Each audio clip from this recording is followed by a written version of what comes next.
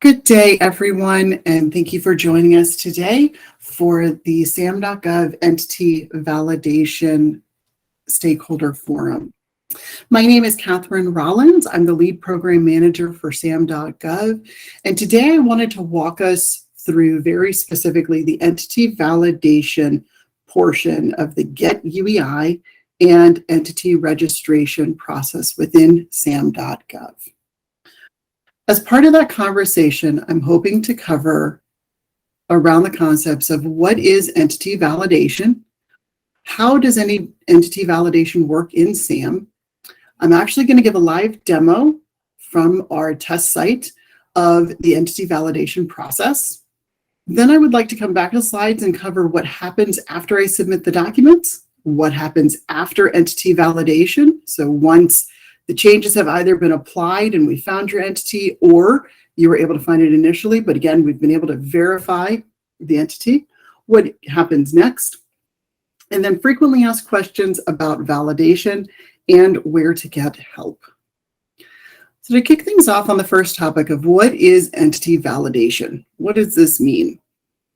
Entity validation is the process that we use to verify the existence and a uniqueness of an entity.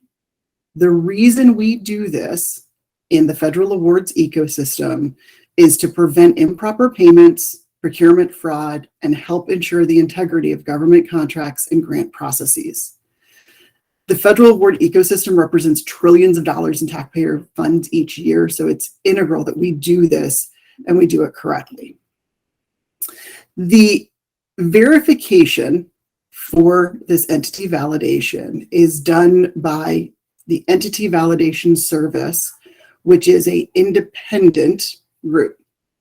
What happens today is that when you go into SAM.gov, this validation, this idea of verifying that the entity exists and that it is unique, occurs in SAM when you're registering an entity, when you're renewing an entity registration, if you're applying your entity to just get the unique entity ID, and anytime you need to update or change your entity's name or address. As a note, every entity does go through this validation, and there is this idea of we are in the process of standing up the new providers database and data sources. So that top one, even if you have registered in SAM today, you have a current active registration. When you come in to renew your registration, you will go through this validation process. So now that we know what entity validation is, there's questions around how does entity validation work in SAM?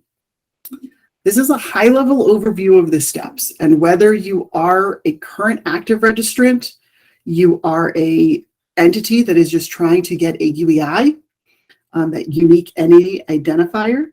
If you are an entity who has never been in SAM and you are registering for the first time, all of those different use cases start off the same way, where you go through the get started or the update, you do some initial data entry points. But for the entity validation piece of things, it is the same flow for all of those different use cases. And so what's going to happen is you will come into SAM, and at some point in your process, you will see a screen letting you know that you're about to start this validation of your entity.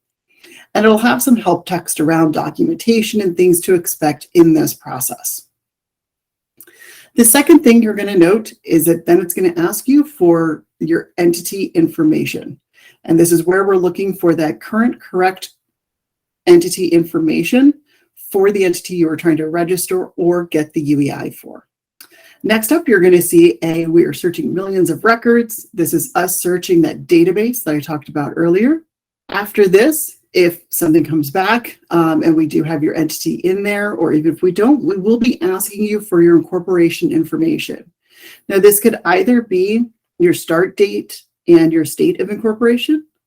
This could also be what is on the screen is an NPI, a National Provider ID. And for our international registrants, this could be a variety of things, but it's kind of based upon your government standards for identification of companies. And that varies greatly country by country.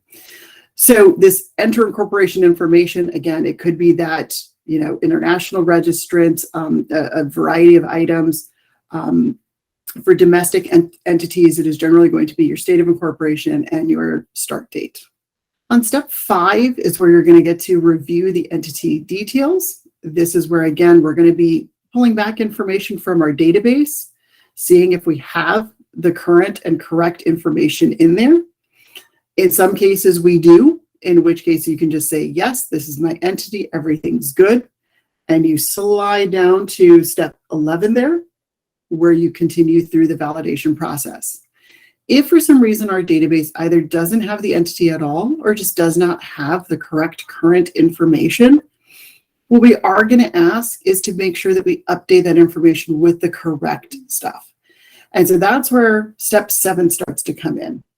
Because the user in step 6 is going to tell us, nope, not everything's there. We'll be like, okay, that's great. Let us know what it should be. So in step 7, it's going to be detailing out what should the entity details be. Step 8 is, again, confirming that we have what the changes are supposed to be. And then step 9 is documenting your entity details. We're going to spend a bunch of time on this when I go through the demo. And then afterwards, this is where we are noticing the most questions from the end user and for folks going through this process of what documentation is needed, what is good documentation, how do I update documentation, where do I put it, all of those questions. So we're going to go through that one in a little more detail. And then step 10 is actually submitting those documents. So now that you've got the information in there, how do you get it to the right point? On step 10, after you've submitted the documents, we on the back end of SAM are actually creating a ticket for you.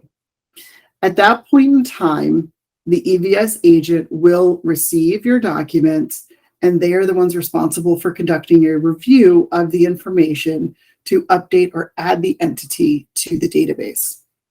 We do want to make sure to note that if you currently have an open ticket, one of the best things you can do is, after this presentation, going back in and checking in SAM the documents that you have already supplied and making sure that they cover all the use cases correctly and that they are that authoritative documents.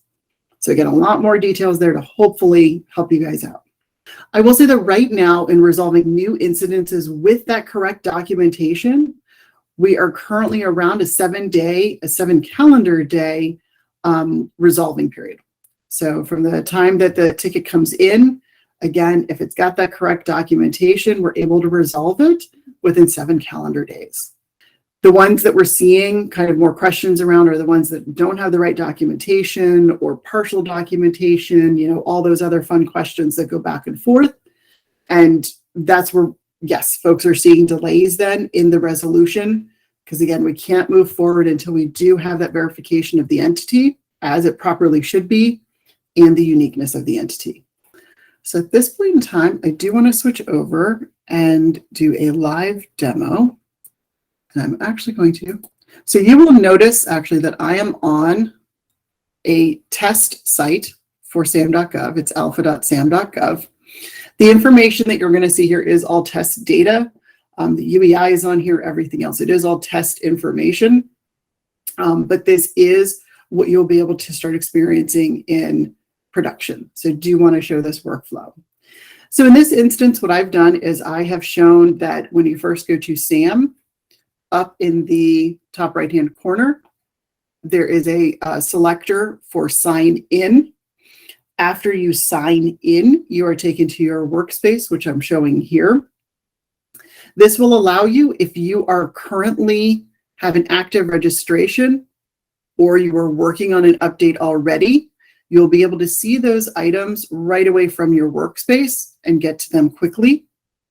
If you do have pending ID assignments, so you've already gone through this process once or more for other entities, again, you'll be able to see those entities right here in your workspace. If you haven't started this process, what you can also do is down here, register your entity or get a unique entity ID. We do have a link to a knowledge article about what do I need for registration. It shares timelines, documents, and full steps through the process for registering your entity. We do highly encourage and recommend that folks do take a look at that before moving forward.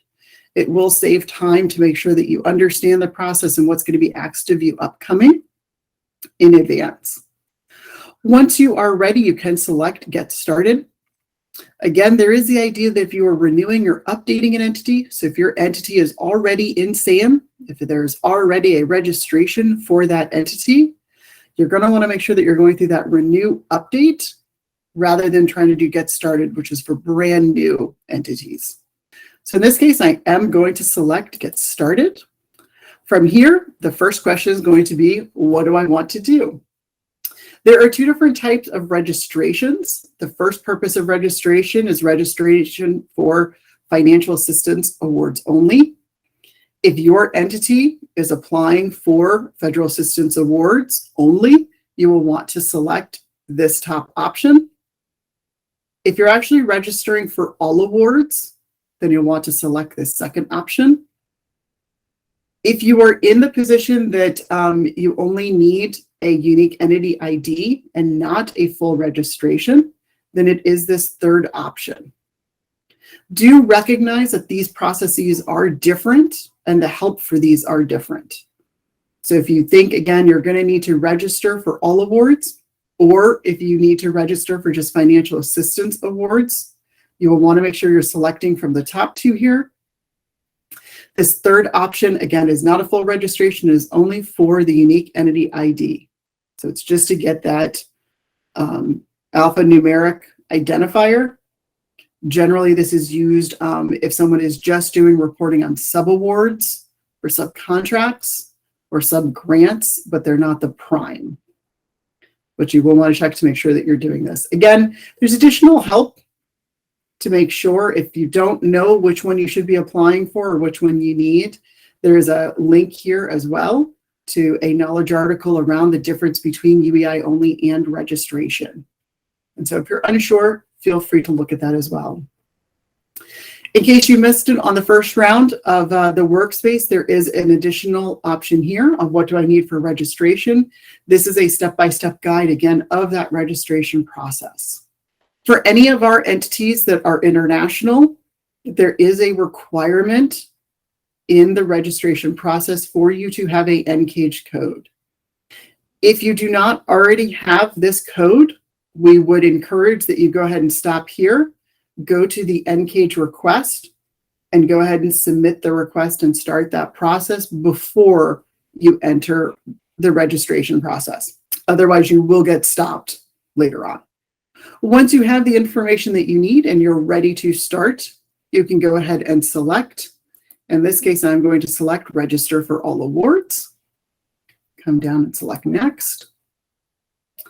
At this point in time, because I am doing a registration, I am going to be asked for what type of entity I am registering. The first question here is around select yes if you're registering an official organization, department, or institution of the U.S. state, U.S. local, U.S. tribal, or foreign government. I'm going to say no. Do recognize if you are unsure, we do encourage you to reach out to your government authority to confirm whether you should be selecting yes or no here. We recognize that each government does determine for itself what qualifies as a government entity, especially around state, local, tribal, and foreign governments. So just want to make sure that folks are selecting the right item here. So if you do not qualify for one of these, you are not an official organization, department, or institution of U.S. state, U.S. local, U.S. tribal, or foreign government, then you select no, and then select next. There's just a real quick confirmation on the next screen to make sure that you understand what you are registering for. So first up is the entity type, business or organization, and then purpose of registration, all awards. If you do need to make any changes, you can go back and re-clarify or change any of the options that you've already selected. At this point in time, I'm going to hit next. And again, we're giving you just another chance to make sure that you've got all of the data and understanding the steps that you're going to be going through for registration. There is, again, additional knowledge articles throughout this page to help you with the process in case you want the comprehensive guide. There's also a checklist sort of guide And then again, down here, the idea of each one of these steps is what you will be walking through for the full registration. So for all awards, it's the idea that first step is to do the validation and getting the unique entity ID. Next is the entity's core data, then the points of contact, your assertions, and the representations and certifications. Again, we're giving that offer in case someone didn't see it on the first page, but if for international entities, another encouragement around the NCAGE, because again, that is a requirement in order to finish the registration for our international entities. I'm then going to select next. And this is where if you, in that very initial screen, had selected to just get the unique entity ID, you would actually start the process here. If you are registering either for financial assistance awards only or for all awards, you would follow that path that I just showed to make sure that we've got your purpose of registration and your entity details for that larger registration idea. At this point in time, as you can see, you will be in step 2 and validating your entity. From here, we're trying to provide help both with additional knowledge articles around certain terms we're going to be using through this validation process, such as the legal business name, the physical address, the start year, the country or state of incorporation, and the national identifier. You'll see some additional notes here around like physical address. We cannot accept PO boxes or virtual offices. The physical address does actually have to be a physical address for the company. And then the national identifier is a non-US entities only, as I was stating before. At this point in time, we do also want to make sure that folks know that some entities may need to provide documentation to complete validation, which will take or could take additional time to process. There's a checkbox down here that says I can provide official documentation if necessary to validate my entity. So looking at the items up above, it's the idea that I can provide official documentation as to my legal business name, my entity's legal business name, sorry, the entity's physical address, start year, national identifier, country or state of incorporation. If you have questions on the official documentation, this is the first place that we are putting a knowledge article that does go to a more full help article around the official documentation, which ones can be used, which ones are okay, any timelines around them. And I will definitely go into more detail when we get to the documentation page. But go ahead and if you select this link, it will open in a new tab into our FSD space and showing, again, a complete guide and step-by-step on the different pieces. So understanding that in instance here, the first item is around validating a legal business name and physical address and the documents that are able to be used for this and any qualifiers such as bank statements being within, there's an asterisk here, and down below it lets you know that that asterisk means within 5 years. So to get back to the registration after you read over the documentation, you can just X out of that extra tab and you're back in your SAM.gov registration page. From here, I'm going to select that I did read this and I can provide the documentation and then select next. At this point in time, you will be asked to enter in your entity information. As this is a test site, I am using test information. The first item you're going to be putting in is the legal business name. When you are going through this, you will actually want to enter in the correct and current entity's legal business name that you are trying to register or that you are trying to get the unique entity ID for. Doing business as, this is optional. There are often times where entities are using other names, such as for franchise or licensee names or acronyms, instead of the legal business name that they do use. If you do know that you have one, go ahead and put it in. Again, this is optional. There are many, many entities that also do not have this. So after that, you're going to be putting in your physical address. Again, the physical address is the street address of the primary office or other building where your entity is located. This can't be a virtual office or a PO box office. It actually has to be that physical address. First step is the country. This does make dynamic fields. So if I'm selecting United States, If you did select an international country, it will change the options below based upon the country selected. In this case, again, I'm going for test data. You would want to enter in your actual entity's correct current physical address information. And then street address too is optional. Some folks, if you have a suite or something else, it might be down here. The zip code, again, for domestic entities, this is going to be dynamic. So you can put in a zip code, and as you can see here, it will return a city and a state. If you're tabbing through, it will let you know what those entry points are. So as soon as you put in the zip code and then it autofills out, you can select into these fields if for some reason it did not pull back the right information, or there was an update to the zip codes and the city has changed or something. So you can edit that if need be. And then selecting next. This was the point that I was talking about earlier, where we then let you know that it might take a couple of seconds because we are searching that entire new database, government-owned database, for the entity. And so what we want to do is based upon what you put in as your entity's correct current information. That's what we're searching by. So in this case, I did actually, there were some items that were found around my test data.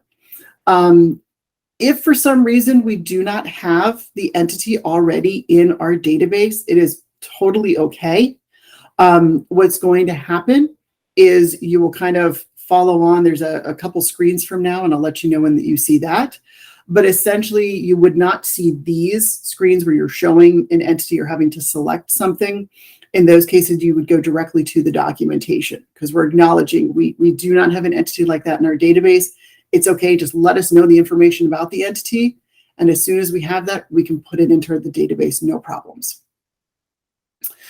If we do have entities to return, in some cases, depending on the hierarchy, if you have a very large company with lots of locations or anything else, you might see a list. And sometimes these can be lengthy lists, again, depending on the entity that's being searched. In some cases, you will just see one, in which case you can then just select it, move forward. If you do see a list, you might have to go into a little bit more detail to try to figure out which exact company you need. What you're going to do first with this legal entities list is the idea of just reviewing the list and seeing whether or not you clearly recognize one of these entities as yours. So under the options, you have I recognize my entity in the legal entities list, and the other one is I don't recognize it. Again, it is totally okay if you don't recognize your entity in the list. You can just select that, and again, you will select next down below and move forward. If you do recognize the entity in the list, even if some details are not correct, so if, for instance, this first one, Test Corp, was actually my entity, but I said, but Test Corp is my entity, but we're no longer at 123 Test. We're actually at 123 Test Court now. In that case, what I would do is select the first option of yes, I do recognize my entity in the legal entities list. And then I would select Test Corp, that first option. At that point, I will select next. This is where there is that check around all of your entity details being correct. And again, it's a database and we do want it to have the current correct information. So it is important here that if the entity details are not current and correct, we want to make sure that you select no, that some details are incorrect. And this could be a suite number missing.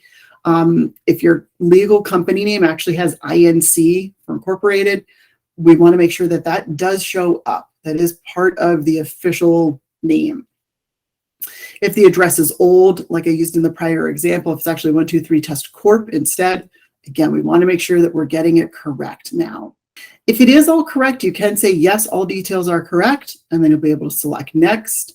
Again, if anything is not exactly as it should be, you're going to want to select no, some details are incorrect, and then select next. What we're going to want to do next is ensure that we have the correct information.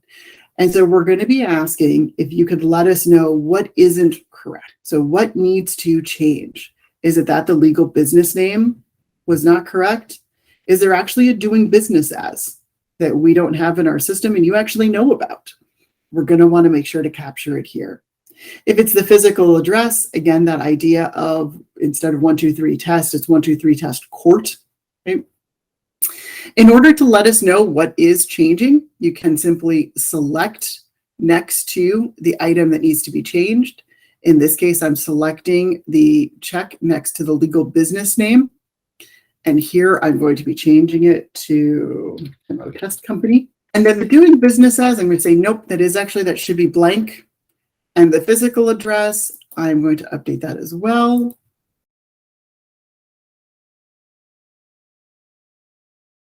It was actually supposed to be Avenue, and it's actually supposed to be in Washington, D.C.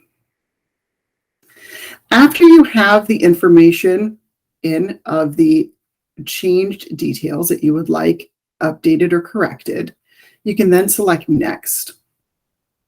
This point in time for domestic entities, you're going to see a start year and state of incorporation question. We do ask that you put in what you think, and again, to document what, I'll put Florida. Again, this is test data. You will want to actually put in your start year and state of incorporation for your entity. We do down at the bottom have some sort of help tips on what these things mean, again, on kind of nomenclature. So the idea around the start year, it could be that year of incorporation, it could be the established date, the year you legally began doing business, the year you received your employer identification number. These are all, depending on the type of entity that you have. It might not be the year of incorporation. That doesn't necessarily apply to all entities. So we're trying to give some additional information here on what that start year could mean for your specific entity. Similarly, around the state of incorporation. Once you filled out this information, again, you want to select Next. This is where we're just going to go through and confirm with you the entity. And so this is where you have at the top, you entered, and it's going to show the legal business name, the street address, the physical address. If you have a doing business as, it would show up here. We actually had selected no, that there doesn't need to be one. The year of incorporation and the state of incorporation information that I put in. It's also going to let me know exactly what fields I'm updating from the changes that I made. At this point in time, if I'm seeing something that's still not quite right or something that I entered quickly and it's actually not the case, I can select previous to go back to make those corrections. Or if everything looks right, I will go ahead and select Next. This is where we get into documenting your entity details. This is a very, very important step, so I'm going to cover it for a couple minutes here. We try to clearly make sure that folks know the first thing that we want you to do is looking at the requirements. What this means is, again, there's this knowledge article here that goes through acceptable documents for the requirements. So first, it's going to list off some of the frequently used items that we see. And then again, there is this knowledge article with more examples of acceptable document types. If you see, for instance, certified articles of incorporation, you have those on hand, you are probably good to go. There are certain ones that we do state that have certain time limits, I'll say to them. For instance, if you're going to be using a utility bill, it does need to be recent meaning within the last less than 5 years old. So if it's actually from 6 years or more ago, it will not be able to be used. So we do make sure we've got those kind of lined up in here. Again, under this knowledge article, it goes into even greater detail as to all of the different types of documents that are allowed.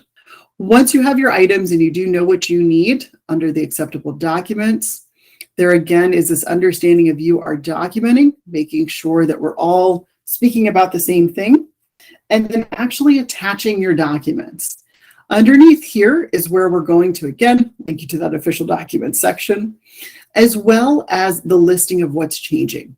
So in the prior section where I said, yes, these are things that are changing, these are the 3 areas that I now need to make sure I'm documenting.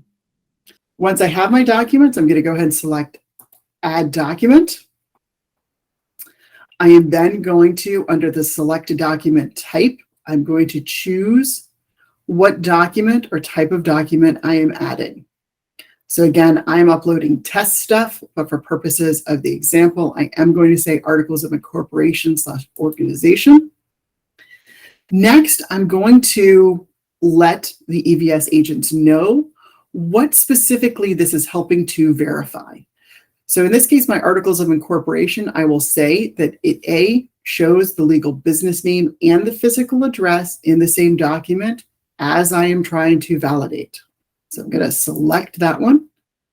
Next, it's asking about the legal business name and the start year in the same document. If the start year is not actually on the articles of incorporation, you will not want to select this. You will get an option to attach an additional document to do that validation. In this case, I am going to select it. The third one for the example purposes was the legal business name and U.S. state of incorporation in the same document. I'm going to select this as well. Actually, I'm not going to select that one, sorry. And then you have the area to actually add the document. From here, you can do the dragging of the file, or you can choose from your local folder. I'm going to choose from my local folder, grab, again, a test document, and upload it. At this point in time, if you do need to change it, or you then realize, oops, maybe this doesn't actually show my start year, you can go back and remove the selector for any of the choices up above to make sure that it does all show the correct stuff. Once you're ready with this document for what it shows and what it's validating, you can select the Add Document. At this point in time, you are brought back to the page. And here you will see very clearly checkboxes letting you know which items you have validated and said that you do have documentation for, and which things might still be outstanding. In this case, I had selected the legal business name, physical address, and start year, that I had documentation for that. So it is still showing that I need documentation for the legal business name and the U.S. state of incorporation. To add this in, I'm just going to select Add Document again, select, and this time maybe it's my operating agreements that actually shows it. I am then going to select the legal business name and U.S. state of incorporation. I can, if the operating agreements also shows or shows again as a secondary validation, the legal business name and physical address, I can select that again. And then I'm going to actually add the document, again, selecting from the folder. Again, for the test site, I am selecting the same document. For purposes of your entity validation, you will want to make sure it is different documents and the correct documents for alignment. I'm then going to select to add the document. And here it will show me again what it is including. And it does. So I now show that I have submitted documentation for all 3 items that I needed. I see the actual documents, the type of documents, and then what each one is validating. I do have the option if something, attached wrong, or I realize, wait, I have one document that covers all of these things. You can either update or you can delete these items. Once you're ready to go with your documentation, we do have an additional area where you can provide additional details to the EVS agent. This is optional. Many times the documentation and the above information is all that the EVS agent needs. If, however, you feel that you need to provide additional information, do feel free to put that in here. As soon as you're ready to submit, go ahead and select Next.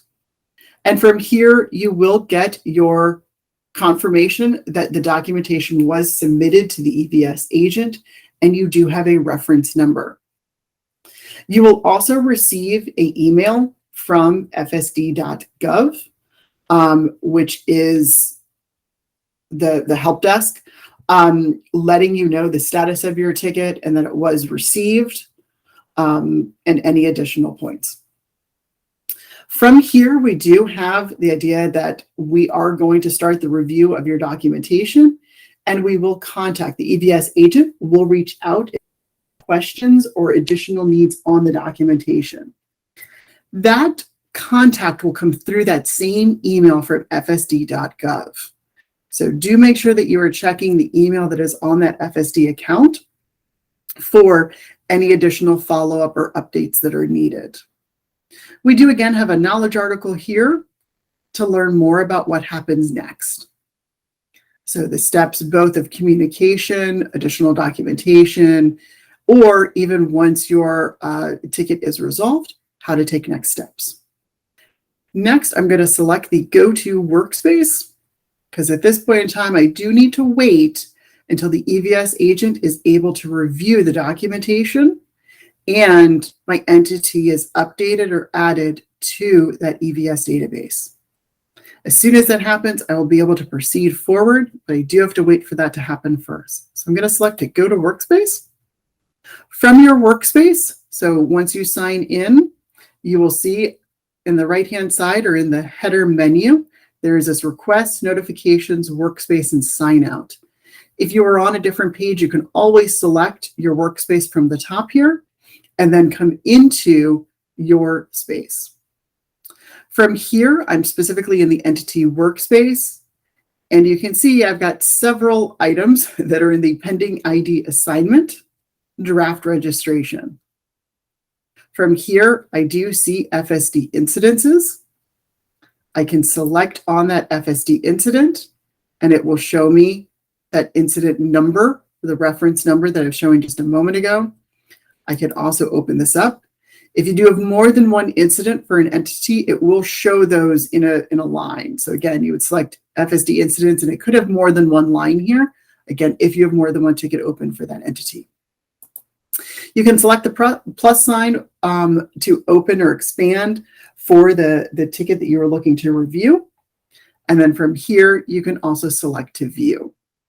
When you select to view here, it will open up that same dialog around documentation. If you are asked by the EVS agent to upload additional documentation or different documentation, any of these things, you will want to make sure that you are coming back into SAM, into your workspace, specifically coming to your pending ID assigned or your work in progress, that you find this FSD incident, selecting view, and then uploading the documents that are being asked for. This is where the EVS agent is going to look when they are notified that the update has occurred for those documents. If you upload the document directly into FSD.gov, the EVS agent will not be able to process it.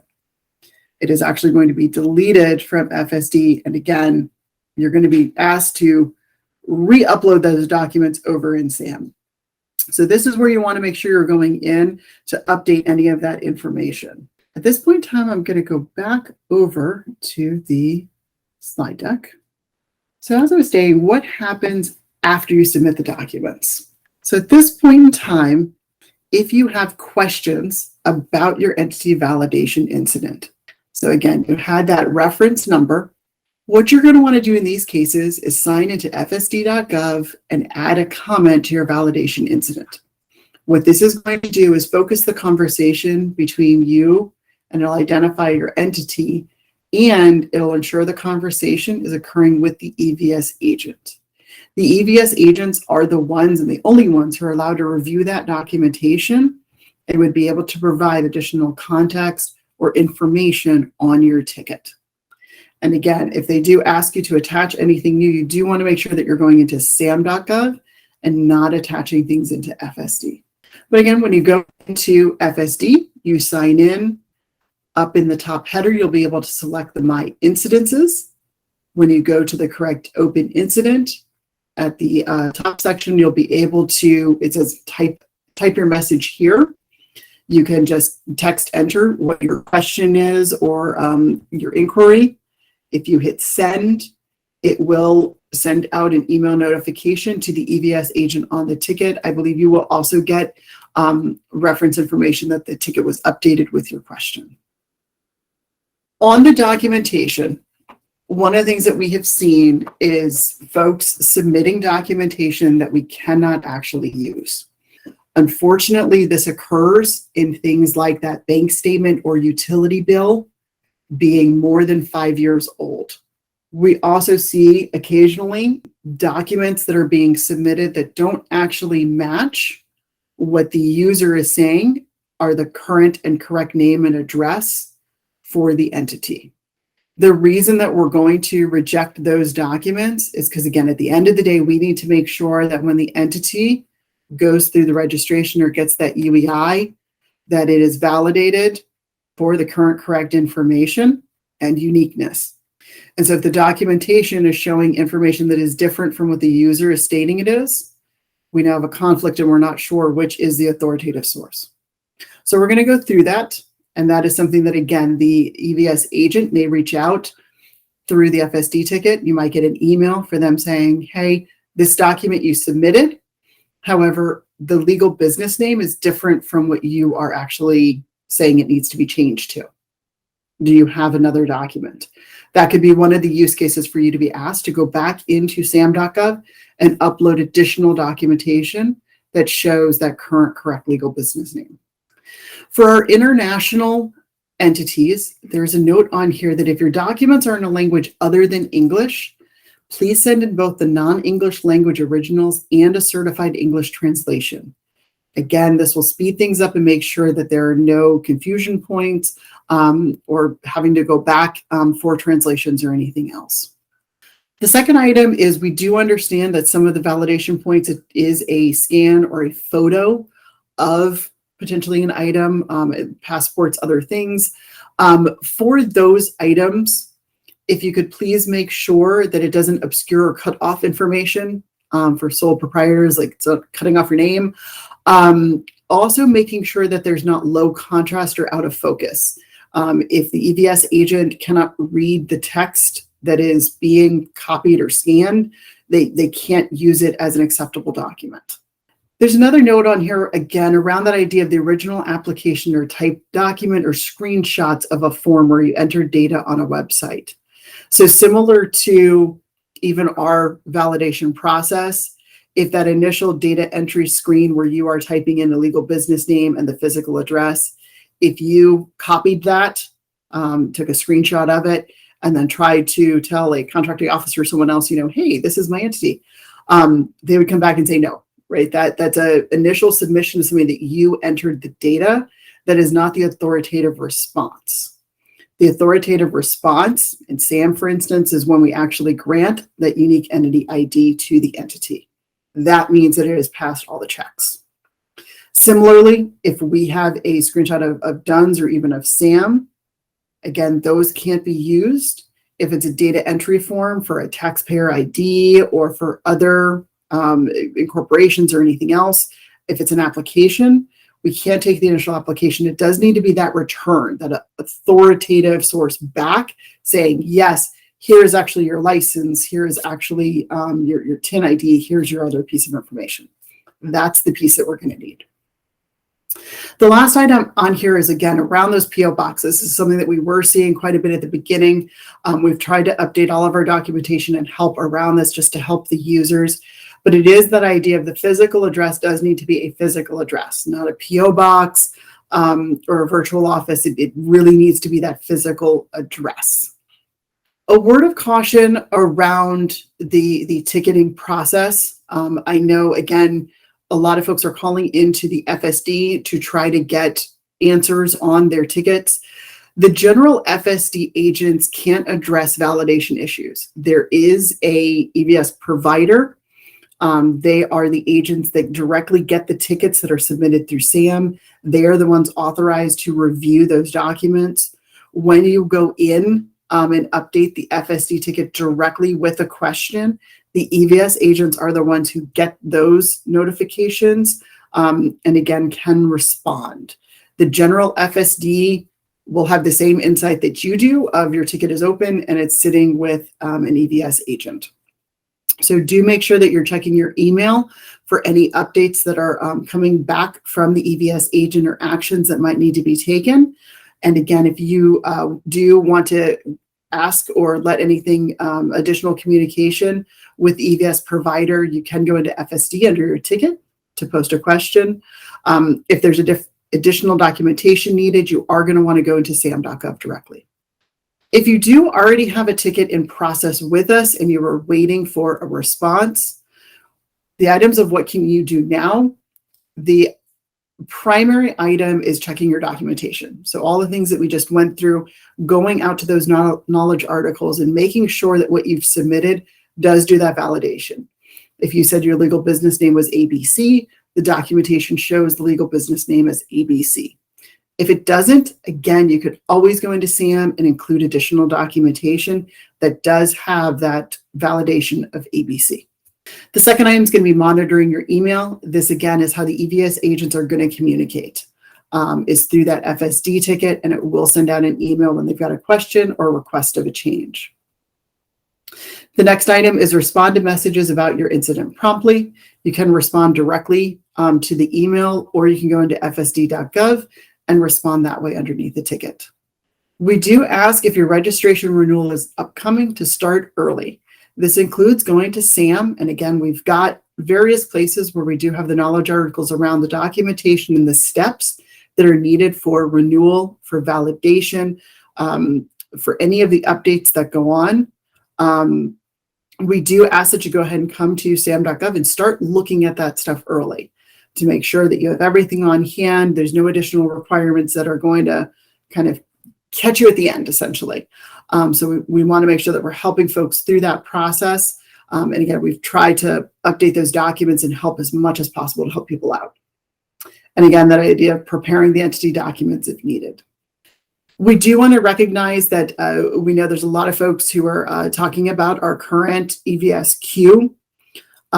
We are closely monitoring the current incident numbers, and we're really working case by case to ensure each incident is quickly and efficiently closed out. It is our top priority to continue looking at our process and ensuring that those incident resolution times are stabilized. What happens after entity validation? So after you get the wonderful news that the database has been updated either to include your entity with the current and correct legal business name and physical address, or it's just been updated for that information. At that point in time, what you're going to want to do is sort of check what status you're in. This is where it becomes kind of depending on your initial data input will depend on what you do next. So if you were in the case that you had selected to just get the unique entity ID, and now you recognize that you need to complete the registration, what you can do is, again, going down into your workspace, you can then select to register. This will continue down the path where you can then get the unique entity ID and continue the registration. Making sure that you do this correctly, it's the idea of going into your workspace underneath the entities. This is where you will see your different sort of pieces. So your active registrations, work in progress registration, submitted registration, ID assigned, and pending ID assignment. If your entity is in the pending ID assignment, and you got the notification that your entity was matched and is correctly now in the database, you will want to come back into SAM and this time select the Get Started and re-enter the information. This time you should see the exact match for your entity's name and physical address as you just updated through the incident. If your entity is already in the ID assigned, what you're going to want to do is come in and select to validate your entity. This will let you, again, start that search again. And again, this time with that validation from the ticket being closed, that the entity information is now in our database, you should now be able to get that exact match to your entity's name and physical address. So some frequently asked questions about validation that we have seen. One of the top ones is, why can't I find a match to the name and address I entered in SAM.gov? The idea here is that we checked against millions of records pulled from hundreds of official sources, such as government databases, to find a match to the information you entered in SAM. In some cases, it's not an exact match. When this happens, we use the verifiable documentation you submit to establish the correct information. And this, again, is either to update what we have in our system to the correct information or to add it as a brand new entity. Will I need to validate any time I update my SAM.gov registration? So the full validation process should only happen once. It is the idea that once your entity, once you go through that validation, your entity is in the database, that part is done. I do want to mention, though, that if your information changes, so if your legal business name changes or your physical address changes, you will have to go through an update at that point in time. And that update will probably include opening an incident and submitting documentation to validate what that change should be. So it's not the full validation process, but you will have to do that documentation for a change. Another question that we're getting a lot of is, why am I getting rejected at CAGE if I'm validated in SAM? The CAGE code reviews are handled by the Defense Logistics Agency, DLA. In many cases of the registration, there's a requirement for a CAGE code to be applied to the entity. That process is the CAGE code review. Again, it's handled by the DLA. What SAM does is we provide them with your entity name and address, and they run a separate validation against their database. Resolution of CAGE code issues should be handled directly with DLA. We do, when we send over the information, we do get information back from CAGE as to what the concern point is or why they can't approve it. SAM does then send that out to the entity owner at the time, the person who is going through either the update or that is going through the initial registration process. And we do let the user know what came back from CAGE as the concern point. And part of that email is the idea of, yes, making sure that you go back to DLA for that communication and resolution. So overarching, where to get help. So before you start this process, these are good resources. If you have someone who is about to go through the process, this is a great resource. If you are in the middle of the validation process and you have questions, this is a great resource. The first one is directly on SAM.gov from our subheader section. You've got the Home Search Databank Data Services and Help. If you select that help, you will actually get our main SAM.gov help page, where you can search and explore and do lots of other things. On the side, there's a table for help topic trends. These are kind of the high-level items that we're getting the most questions around. And so we're trying to highlight them for the users of, hey, we've got some extra help for you here that's focused on these topics. You will notice the very first one right now is Validate My Entity. This is a new one that we posted just a little bit ago, and it does go through the steps of the various types of entities, the documentation needed, the steps needed, whether you're doing validation for just getting the UEI, if you're doing the full registration. It walks through all of those different ideas. So again, if you're having a question while you're going through the validation process, this goes through that step by step, so you'll be able to focus on potential answers to your question there. If you know someone who is about to go through this process, or if you yourself are about to start a registration or trying to get a UEI and you've got to go through the validation process, this is a good resource to almost look at in advance as well. The other place to get to this information is directly from FSD.gov, which is our Federal Service Desk. On the Federal Service Desk homepage, we do have a learn how to register your entity with some, again, top items. One of them says validate your entity. This will also highlight all of those latest information around the validation and in general, the FSD will have things around other changes impacting any IAE system. Lastly, this presentation today is actually part of a series for updates around either future forums that we're going to be holding, or to see prior forums that we've had in case a prior topic actually answers your specific entity needs. Those are all actually posted up on our Interact site, the buy.gsa.gov/interact community. You can also go to this community page and sign up for updates and get updates when we do post things again around additional forums that we're doing. We do also do blogs around things that are happening, upcoming promotions to SAM, more functionality that's coming. If we're doing alpha testing or testing certain functionality, we do post that there as well, just for notification and asking for testers, because we really do want the feedback constantly from our community and from our end users. And with that, I'm actually going to close things out. Thank you so very much for letting me take the time today to speak to you. Hopefully this was helpful, and good luck. Thank you all very much.